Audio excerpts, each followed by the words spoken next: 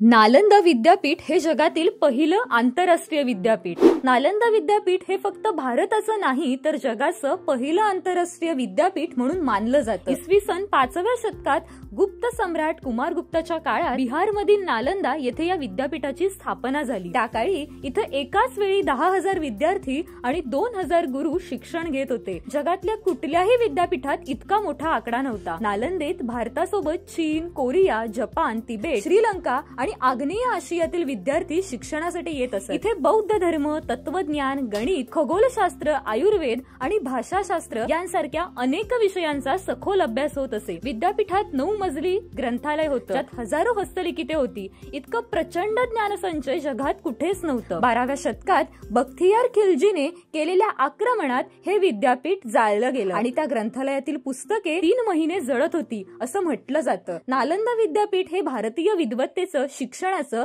आणि ज्ञानाच्या आदर्शांचं अमर प्रतीक आहे, ज्याने भारताला ज्ञानभूमी म्हणून ओळख मिळवून दिली।